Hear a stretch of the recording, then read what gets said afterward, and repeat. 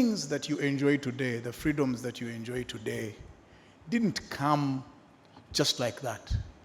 The freedoms we enjoy today came because people laid their lives down on the line. And one such person is a man called Guy Berger. Guy Berger, yes. He went through the crucible of the struggle for freedom of expression in one of the most efficiently oppressive systems on the African continent. Please go and read about apartheid. For those of you who don't know, for those of you who think you're in the middle of a struggle, then you will see people who actually struggled. Those guys faced up some of the worst and most violent characters.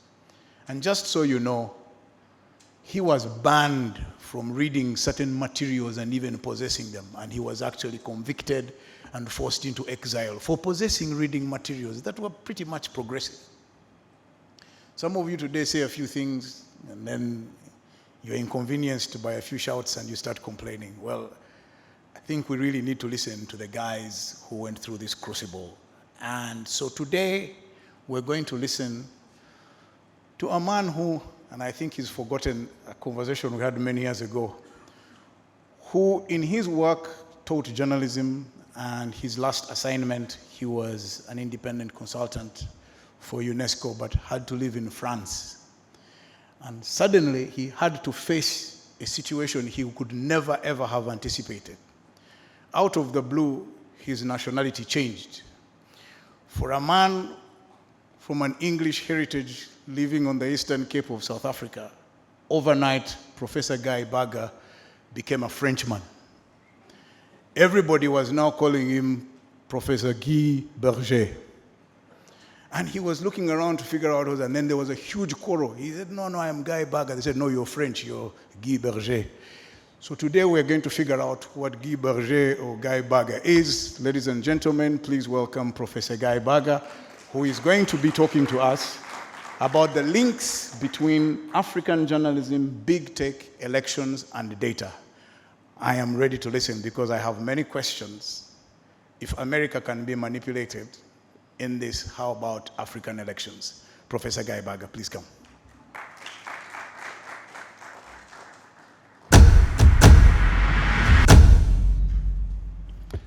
Merci beaucoup, Monsieur Robert.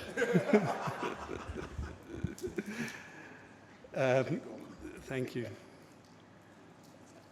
Prof. Emily and the board and Dr. George and the founder of ACME, Peter Mwesiga, an inspiration to media entrepreneurs around the world, David Balikowa, the people here from Makerere, Mancom, and students who are here, and alumni of worked with me when I was a professor. Welcome indeed. It's a real honor to give such a prestigious lecture. And I feel quite humbled looking at the kinds of people who were invited before me. But I'll do my best. And I'll tell you a bit about myself in the course of these issues to make it, I hope, a bit more interesting. So you can picture a situation in 2010, and I'm sitting in a class at Rhodes University in South Africa. And in that class, there's 5, 6, 7 Ugandans, and we're talking about the media in Africa. And they're saying to me, you know, we have this thing called Ebimeza, it's very interesting. And so it goes on, so it goes on. So I'm learning so much from these students from Uganda. And then when it comes to exams, I'm marking the assignments and so on. Top of the class, the Ugandans, tops. There's students from Kenya, there's students from Zimbabwe, there's students from South Africa. How is it a country that went through a lot of damage, it produces that caliber of people? I don't know, but that was the reality. In the course of my time at Rhodes, maybe 15, 20 Ugandan students, all of them tops. Why? I hope somebody can tell me. Anyway, it was a pleasure.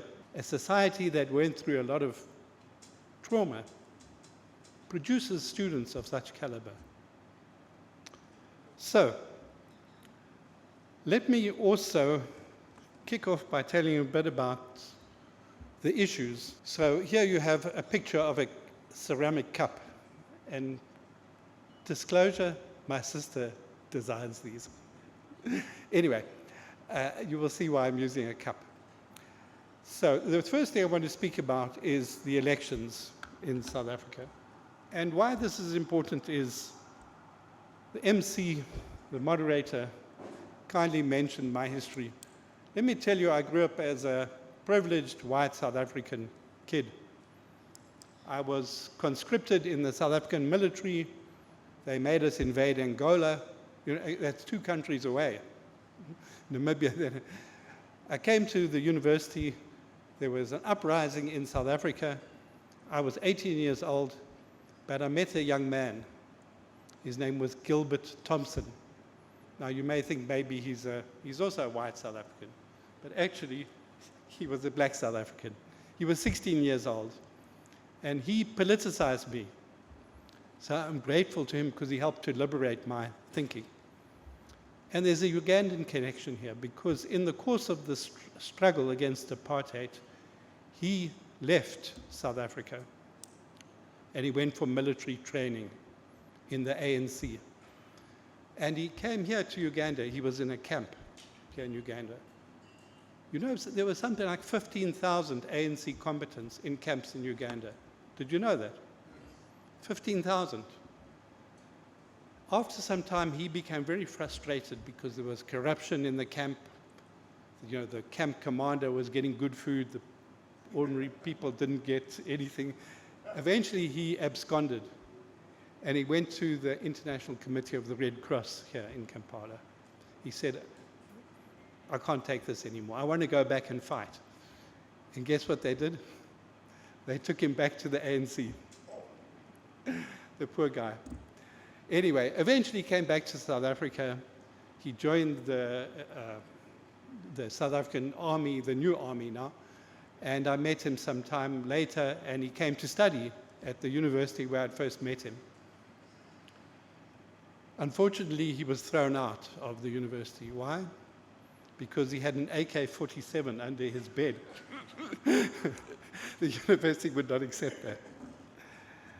But this is the guy that I owe my politicization to, because he made me realize what was happening there.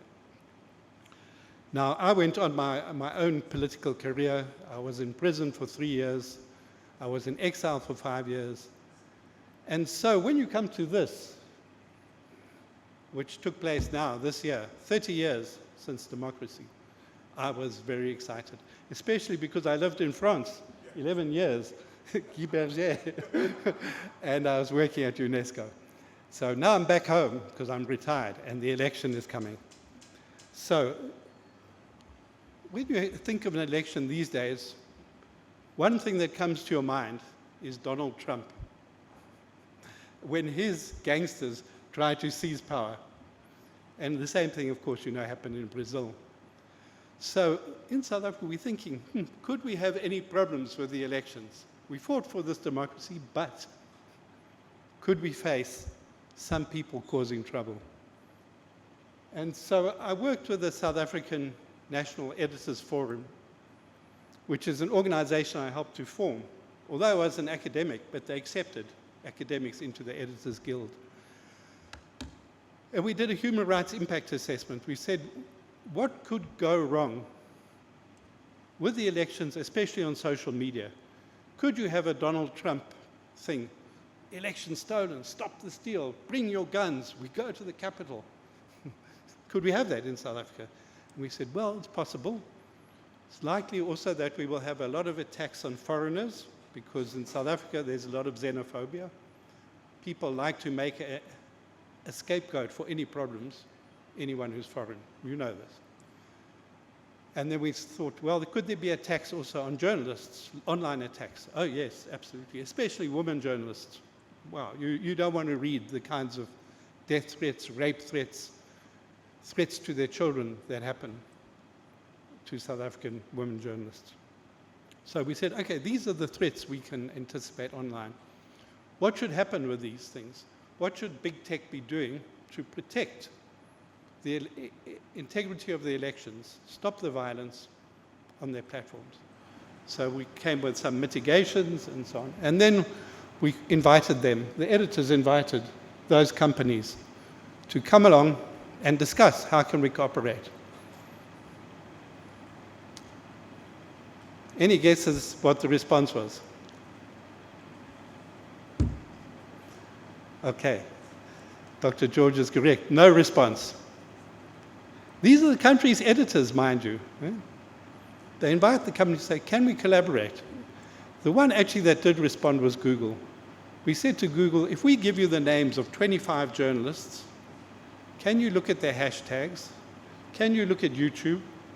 Can you see what's happening in search on your Google search? And take the necessary action to warn those who are attacking them.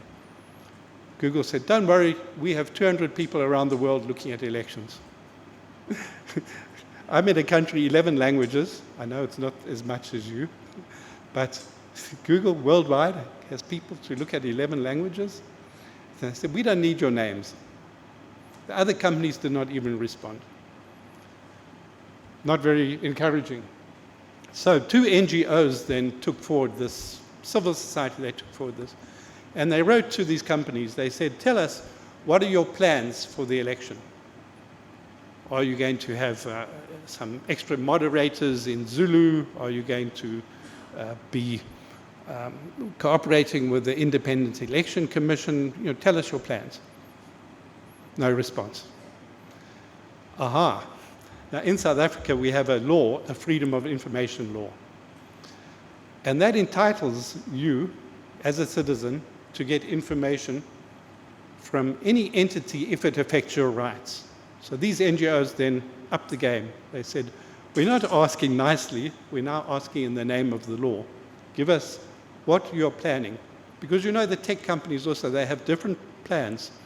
They have, as far as we know, they may have changed, but from what we know, they have tier 1, tier 2, tier 3, tier 4. Tier 1, they put a lot of resource in. If you have a problem with some call to violence, you can complain and they will deal with it. That's tier 1. If you're tier 4, and of course these tiers depend on how much money they make in your country. If they make no money, they don't really care much. So these NGOs, and I cooperated with them, they said, now we're asking you officially, what are your plans for the elections?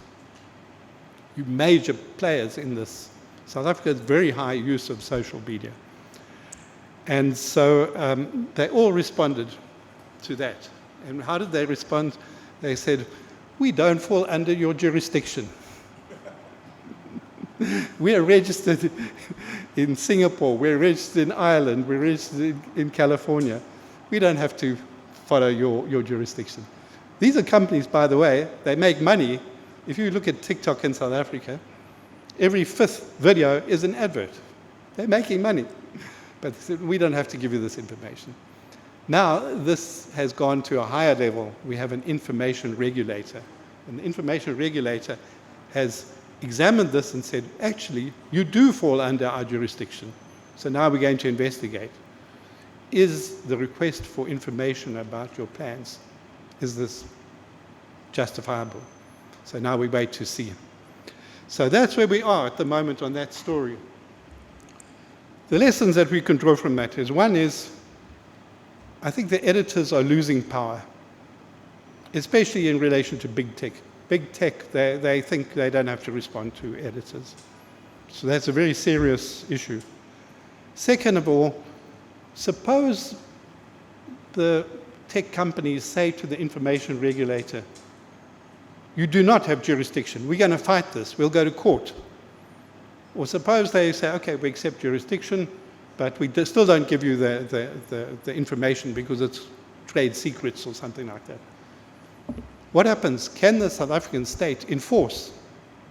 Can the information regulator say, you do this or otherwise you're out of here?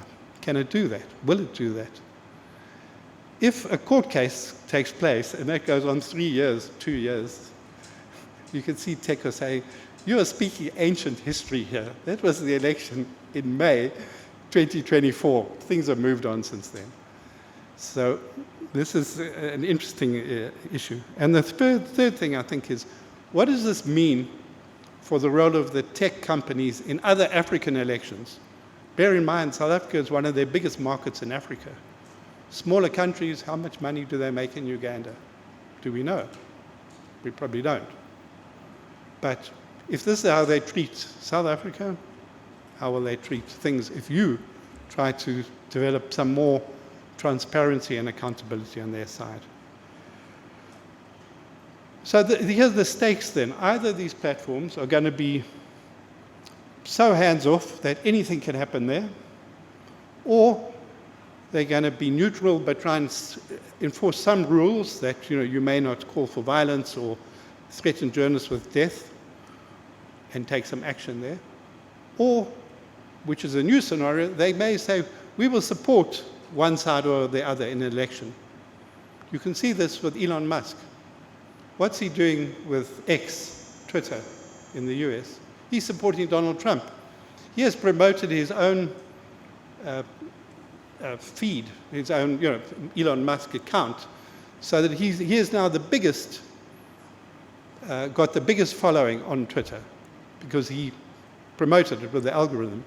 He's got the biggest following, and he uses that for partisan purposes.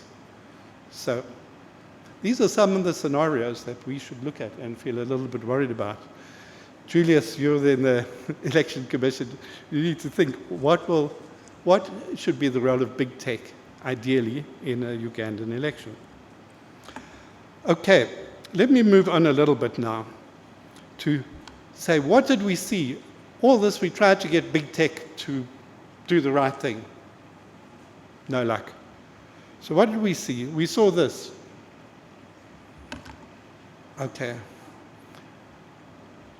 You recognize the man in the middle. Who is he? Okay, he's our former president, Jacob Zuma. That's his daughter, that's one of his lieutenants. These guys used social media to say exactly the Trump playbook. This election is stolen. They said 9 million votes were not counted. 9 million votes. That's a lot of votes not to count. 9 million were not counted. We, his party, which has broken away from ANC, his party, he says that these guys won 2/3 of the vote. He says, we have evidence the size of an elephant. By the way, we're still waiting to see this elephant, but I'll come back to that. He says explicitly, we were robbed. And more threateningly, he says, this election is not over.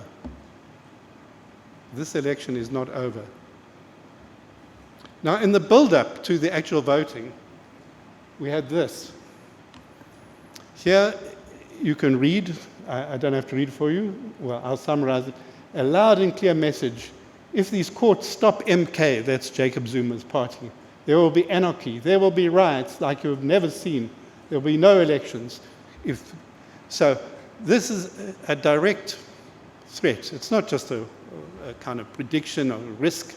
It's basically saying to their supporters, this is what we'll do if we don't get our way. It's pure Trump.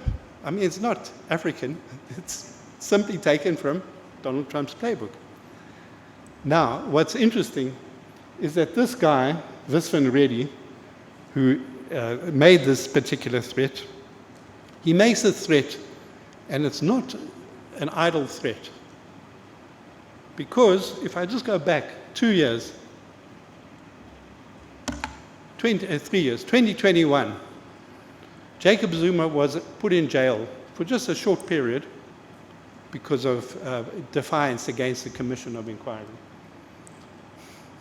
In these riots organized by Jacob Zuma's supporters, this is what happened. So when his supporters are making new threats, you've got to take it quite seriously. The country needs to respond. So the question is, what did happen? Particularly to this one, who was making this threat on social media. Not once, a number of times. This is what happened to him. He got a fine. This is a very small amount of money in South African economy. Okay. It was not even implemented, that fine. It was a suspended fine if he does not call to violence for another 5 years. Even worse, he's in Parliament, and there he earns more than 1 million. So that's 150,000, more than 1 million a year he's earning as a member of Parliament now. So what's your view? Is this, I'll ask you for a show of hands here. Who is shocked that this guy can threaten violence, he gets a little tap on the knuckles from the courts, and then he gets rewarded by going to Parliament? Who is shocked? Who is not surprised? Okay.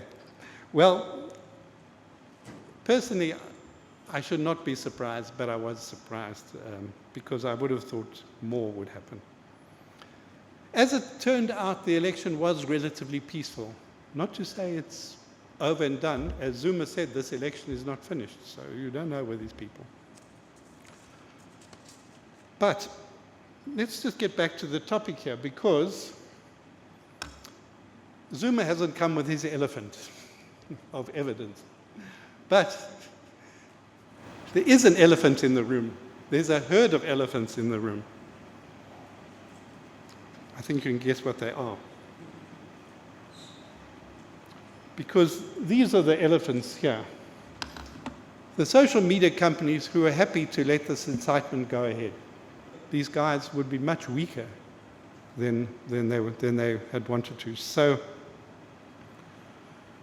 this is the question that's, I think, puzzling me and puzzling South Africa. What do you do with social media when it's playing this role? We know social media can be really good. As moderator Monsieur Robert has told us, people can be watching this long distance, they don't have to come in the traffic. Great, fantastic. But what when social media is being used to maybe disrupt the whole society? If you look at the US, people say, it was very good, Black Lives Matter. Exactly, I quite agree. But when Donald Trump tried to overturn American democracy, forget about Black Lives Matter as a victory. This is more serious stuff. So we have to balance and say, okay, how serious is the bad stuff? Can it negate the good stuff?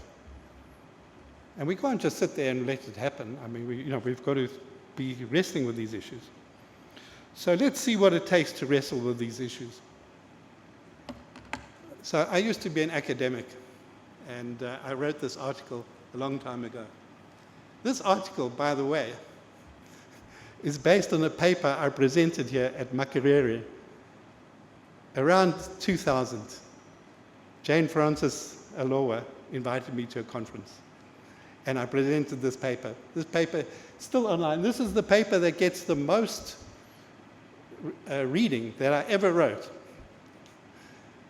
What did I say in this paper? Trying to understand, long before the internet, or before social media, I was trying to understand these things about what is democracy, where does communications fit in.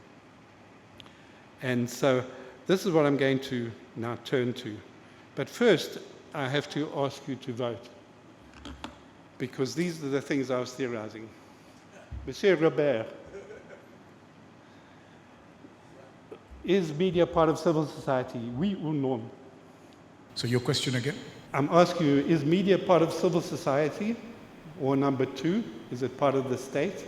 Or number three, is media part of the private sector? Do you really want an answer from me? I want an answer from Okay, so I'm going to change your whole phraseology. So yes, journalists are part of civil society, management is part of the state, media is part of the private sector. Question answered. Okay. Well, I would concur with some of that. I think it depends what media you're talking about. But some media is clearly more state media, some media is more private media. Some media and some journalists are more in the civil society. I would nuance it a little bit there. But anyway, that's not so serious. The question is, what's their role in democracy? And what's the role going to be when we start thinking about tech and tech companies and tech's relationship to media? So this is what I've said in my article. I won't get too academic. When you're looking at democracy, people then say civil society, it's about your rights. This is what civil society is trying to push for, your rights against the state. The state should not intrude on people's rights. Here you may remember, those of you who came to a previous lecture, one of my predecessors, Trevor Nkube, he said he does not find it proper as an African that people should be told by the state what their sexual preferences should be. That's like a civil society voice, saying it's not the state's business. So you can see where that's coming from, saying the state should stop here and not go there. But the second perspective is you have rights in the state also. And rights in the state is about the state having duties and obligations. We all know the state has got a duty to provide education, healthcare. What about information? What is the state's duty to the rights holders about information? And this brings me to the next question here, which is actually something slightly new since I wrote the paper. This is this new concept, information integrity. The UN is using this a lot now. And information integrity means, do you have, for democracy, a need for information that is accurate, as opposed to disinformation, misinformation, hate speech, or even entertainment? Do you have this need, information integrity, as opposed to corrupted information, deep fakes, claims elections are stolen, and so on? And if you do have such a right, what's the state's role? How much should the state be telling you what's correct? And how much should the state be helping provide conditions, for example, for media to express what the media are trying to find is their truth? And this brings me to this concept of information as a public good, which is basically the idea that you cannot look only to the marketplace to provide information integrity, because the marketplace, especially dominated by big tech, is providing a lot of corruption of information.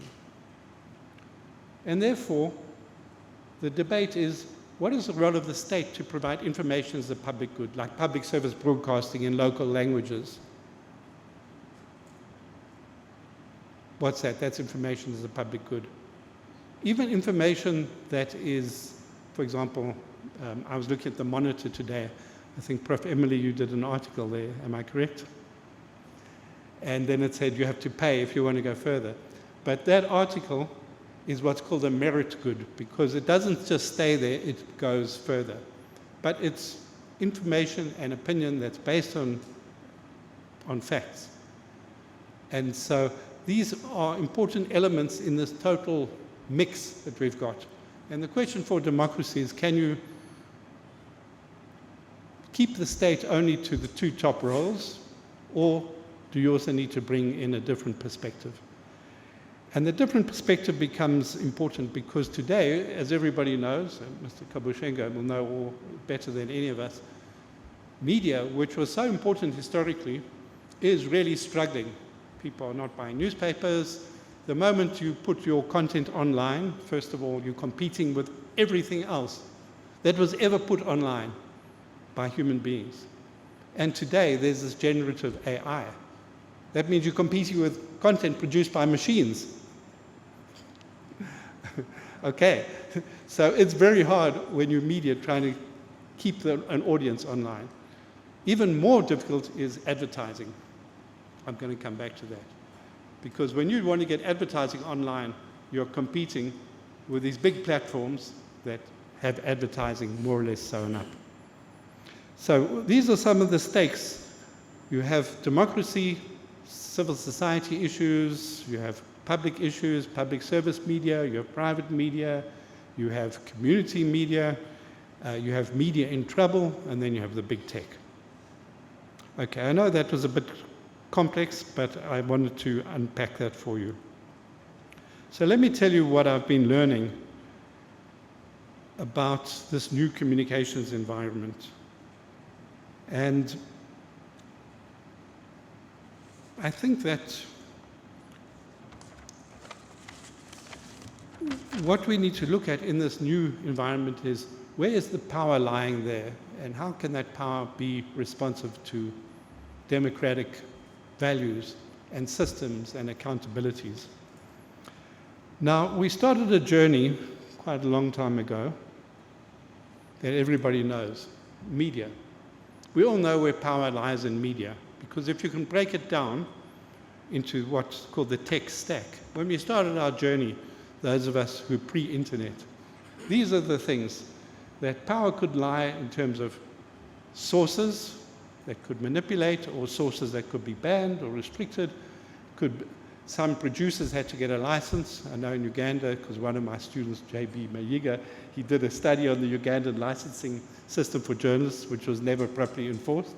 Anyway, but that's one level. The tools journalists use, how much can those be controlled by, like import? You cannot import shortwave transmitters or whatever the case is. The news output, it has to be within the law. Distribution channels, you need a license, etc. Audience. So, control of the audience. People could be convicted, as I was in South Africa, because I had the wrong books. I had Nelson Mandela, No Easy Walk to Freedom, banned book. So they couldn't punish him more because he was already in prison, but they punished me because I had the book. Anyway, so that was straightforward. We understand that. But, you know, we climbed that mountain of knowledge. And guess what? We saw another mountain.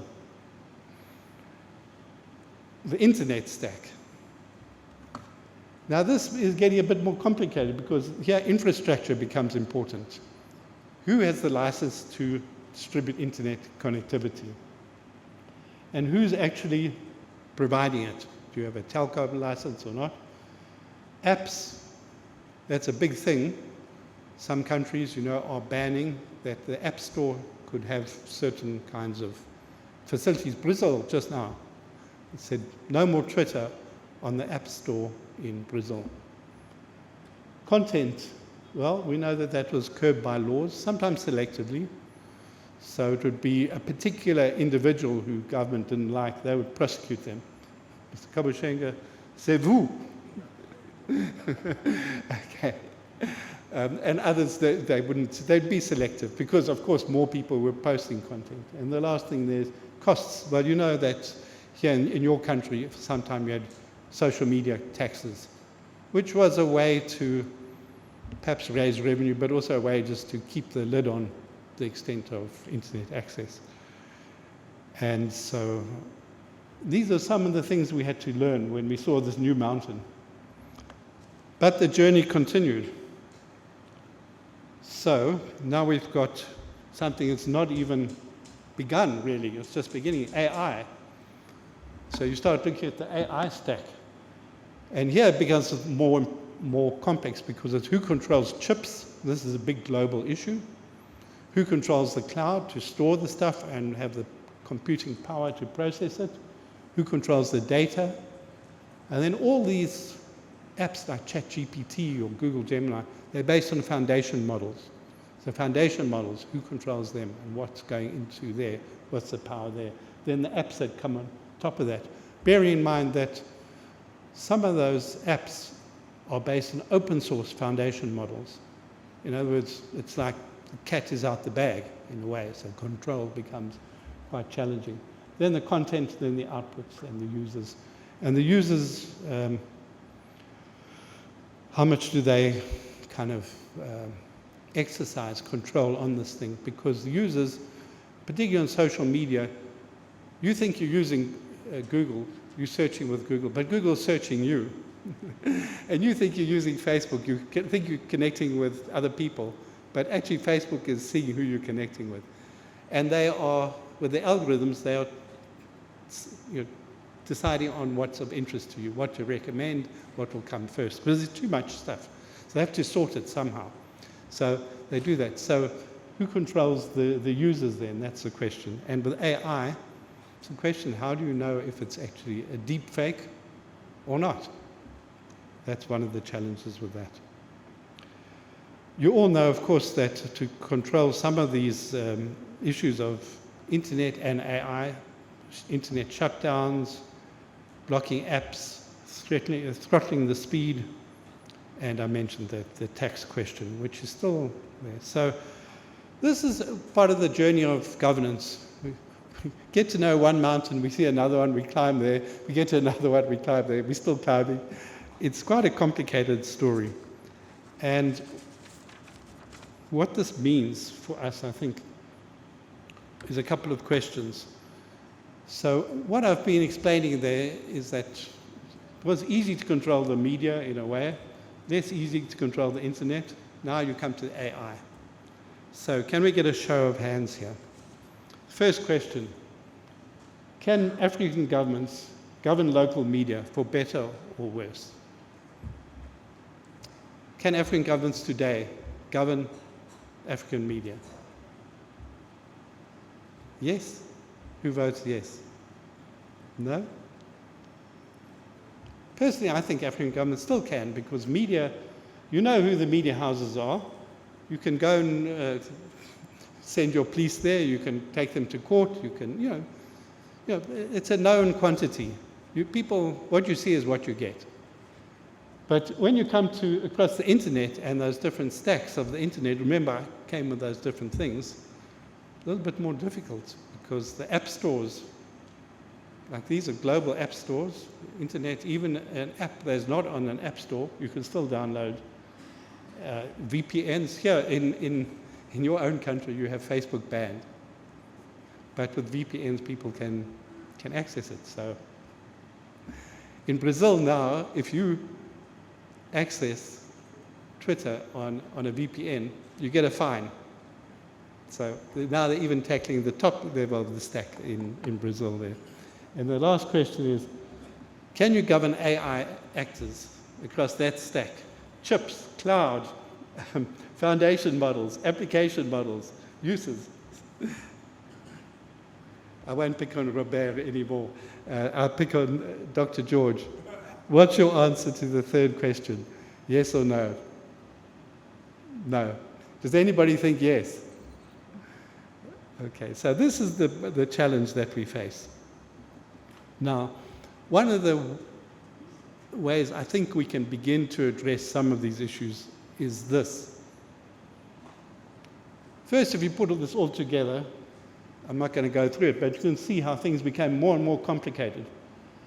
And if you're concerned about media viability, media freedom, confidentiality of sources, all the media issues, man, now you have to see them in this much bigger ecosystem. So you have a circle and another circle, like a big circle like that. And you can't simply think only media. You have to think, how does regulation in these other spheres, or power in these others, how does this impact on media? Bearing in mind that we said at the beginning, media is important for democracy. But these questions are much, much bigger. So I think that if we begin to see what's particularly in common with this stuff, is this thing which I call datafication. I asked my sister, I said, what does data mean to you? She says, what I have to pay MTN every week. But I mean something else by this. I mean the datafication. Let's see if I can get this thing working. So Mr. Technical Support, can you just press the forward button, please? I seem to have had a problem there. If you, there you go, okay. So I'm not going to spend too much time on this, but you can take a glimpse and you can get the picture. If you just take one company, this is the data that they collect. this is Meta, which owns Facebook, Instagram, WhatsApp, and Meta AI, and a thing called Threads. So all your data that you're posting there or that you are visiting, they collect all that data, and they use it to train their AI. So it's how long you use it, where you use it, what your geolocation is, what you like, what you share. They just hoover the stuff up. And even your WhatsApp metadata, because they can't see what the content of your messages is, unless somebody reports you, then they will go in and they will extract and they'll monitor. But otherwise, they get the metadata. So a silly story, but anyway, I told this yesterday. My wife employed a painter to paint our house, and she communicated with him on WhatsApp. I never communicated with this guy electronically. But the next thing, on Facebook, do you want to be friends with this man? Because the company knows that my wife's communicates with me, she communicates with this painter, therefore they just make the triangle together, and then they pop it up automatically on Facebook. But I mean, this man's just a service provider. He's a nice guy, but I didn't plan to be a friend of him. Anyway, that's what they're collecting all that data. The second thing is they get other data. So all apps are collecting data on you. And let me just tell you a little story also about fintech, which has romanticized somewhat, fintech apps. This is an amazing story that many of these fintech apps, they say, we will give you cheap funeral cover, or you can get a loan. Sign up. In the conditions of service, it says, give us access to your contact book, all your contacts. Okay, you do it, because otherwise you're not going to get the service. So they start to market to your contacts. But even more, if you default on that loan, they send messages to your contacts. They say, Monsieur Kabushenga, votre ami, your friend, il ne paye pas. He's not paying. So they then leverage your contact. No, so this is the way data is being used without much control.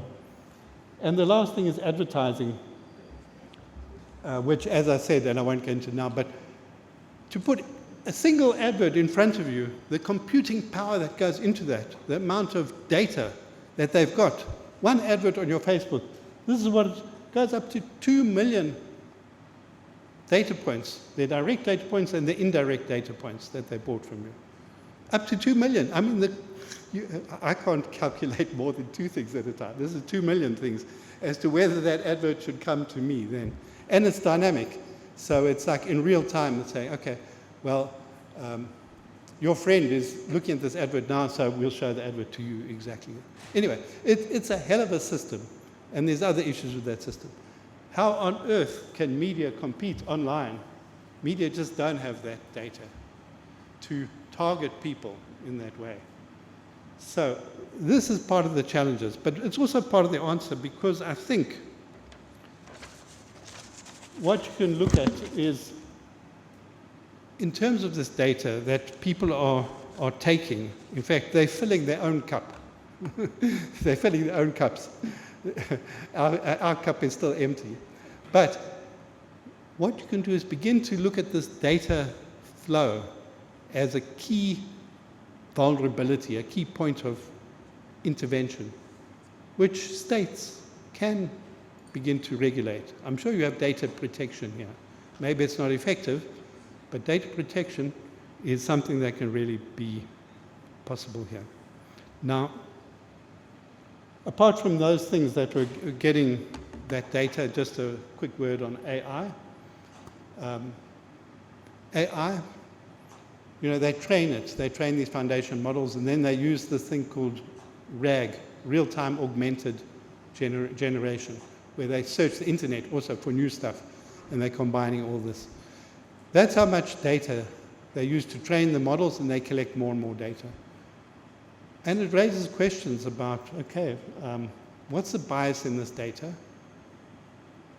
If I ask about Balikowa on ChatGPT,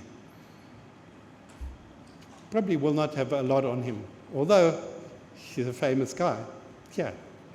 Okay. If I ask, tell me about Rupert Murdoch. Man, it's just like going to be a flood of answers on the thing. There's questions about how accurate it is, and there's questions of exclusion, which I've just touched on. But then compensation. As we speak, these AI companies are busy scraping the Ugandan websites. All the data you put on there, they're scraping with no compensation. This is a very big risk because media is struggling, it has to pay the costs of collecting that, but now these other people are making money out of it. Not even sending links, traffic, back to you. So you face a particular challenge there. And I wanted to just signal something else, that around the world people are beginning to see, aha, this data story is where the real power is lying. One, we need to control and limit it, but two, we need to access it, because after all, it's our data. Now, we don't want to access the personal data, but we want to get the aggregate data, because then we can see.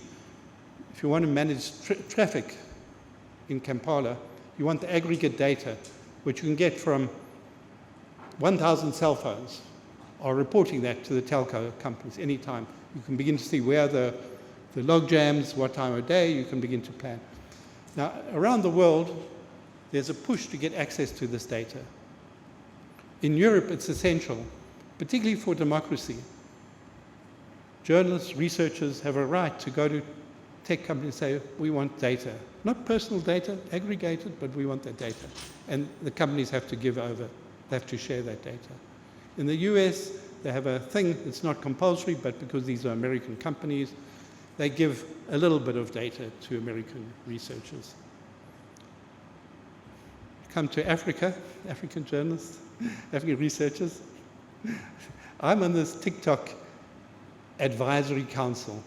And I say to these guys, why is it that you provide access to researchers to TikTok data in the US and Europe, but not in Africa? They said, we're coming to that, we're coming to that. So one of the things we try to deal with this issue is to say we need to have coalitions, partnerships. So there's an incipient group called Africa Alliance for Access to Data. And I'm the voluntary convener because I'm mad about these issues. So I'm pushing this African Alliance for Access to Data. It includes also, quite nicely, the African Network of Information Commissioners who are interested in this thing. Okay, I'm going to start winding up now. So data governance, I think, is one of the things that can try and tackle this big thing. And ultimately, you also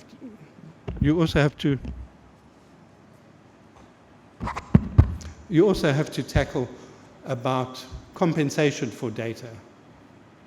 I mean, who's making money out of data? Who has access to it? And how can it be used? Media's data, how can it be paid for? So I worked at UNESCO for 11 years doing these issues. That's why I'm sort of now saturated in them. But UNESCO says these are some of the things that should happen, which I won't go into now, but it's worth looking at. These are their global principles that people can use to speak to governments, parliamentarians, regulators, that these are the principles. And the other part of it is that they say that the regulators should be independent.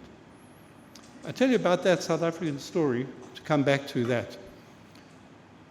The information regulators said, you do fall under our jurisdiction, and we will investigate if you must give this information. The information regulator in South Africa is appointed by the parliament. So it has a degree of independence. But there's another regulator for child protection called Film and Publications Board. It reports straight to a minister. And that regulator said, aha, there's a gap here. We will step in and we will hold big tech accountable during the election. But it reports to a minister, direct. So the civil society in South Africa said, sorry, thanks, but no thanks. We don't want you. So they took some legal action, and that's regulated. Anyway, that's what the UNESCO is pushing for. Multi-stakeholder is very important. So it's not just a question of governments and tech companies, but academia, journalists, and so on. And then I have to read this here. To get things done, you have a media sector working group here in Uganda. These are some of the issues that really this could very profitably be tackling independent regulation, data, compensation from big tech and so on. Now, let's just do the last poll of this thing. Who votes for number 1? Please put up your hands. I see people shaking their heads. Who votes for number 2? No? Okay, who votes for number 3? Okay, well, I'm glad you said that, because I think that's the only way forward, because if you're going to wait for the global power situation to sort it out, I don't know if it's going to. So if you look at the regulators, you've got now a network of media councils, you've got a network of election authorities. Julius, I hope you know they've done some very interesting guidelines on regulating big tech in elections and so on. You've got civil society formations. Here you can see I mentioned CIPESA, which is headquartered here in Kampala. There's a few others. There's ACME, a certain organization I heard about recently. Could be part of that alliance. There's another organization I also heard about, the Ugandan Editors Guild, maybe, Ugandan Radio Network. There's a couple more. You know who you are. Anyway, you have this media sector working group, and you can get in that. Ugandan Women's Journalists Association, Ugandan Journalists Organization, and so on. So when can these people get their act together? So there's 3 days on the calendar. First day, 28th September. That terrible acronym is my fault, I'm sorry. It's International Day for Universal Access to Information. But as I told people earlier today at Berger, you know where this day comes from? It comes from Gilbert Sendugwa, who runs here the Africa Center for Information, Freedom of Information Center. Bear with me for 1 minute, I'll tell you the story. Various activists around the world were pushing for this day to be recognized by the UN. And Sendugwa and another guy called Edith Ojo, a Nigerian, and a Namibian called Zoe Titus, they went to lobby. They wrote a book called Pounding the Pavements and Knocking on Doors. And they went to New York, and they got the support from the Liberian ambassador to push for this day at the General Assembly.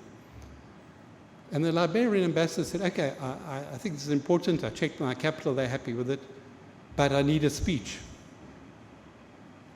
You know where I'm going. Sendugwa wrote the speech. Man, this speech, I happened to be there in New York, I was at UNESCO. The speech, it said, in Liberia, we have had civil war. We needed information. We have had Ebola. We needed information. It is a matter of life and death. Wow, I mean, this speech was so powerful. And I tell you, these other ambassadors at the UN, they said, we have too many days, we don't want another day. After the speech, written by Gilbert Sendugwa, they just said, okay, we go for it. So this is a gift from Uganda to the world, 28th of September. Then this day, International Day to End Impunity for Crimes Against Journalists. This was not Sendugwa's achievement, this was my achievement. International Day to End Impunity for Crimes Against Journalists. And the last day is the World Press Freedom Day that I think you know about. I hope you know about, 3rd of May, which actually comes from Namibia. So these are all things put on the agenda by people from this continent. So I think that these are superb occasions to come together, media sector working group. So what do we want from the right to know? And not just right to information, right to data. End impunity, attacks on women journalists online. We want to see action by big tech on this, action by the police as well. Press freedom. Yeah, I don't have to elaborate there. So I'm going to end off there and say, we know who can be involved. We also know how and when. So it's a time to fill the cups and to ensure one thing, that media is there as the spoon to stir this beverage. No spoon. It's not going to be a nourishing beverage. And if you're interested in this, there's a course that I have been working on designing. It's a free course. If you want to pay, if you want to get a certificate from Stellenbosch University, you must pay. But otherwise, you just say no and you can do it. It's very short, 4 weeks, and then another 4 weeks, you can have a gap in between. 2 to 3 hours a week. So it's easy to do. Anyway, it's all about these issues. So if you want more, voilà. Merci beaucoup encore.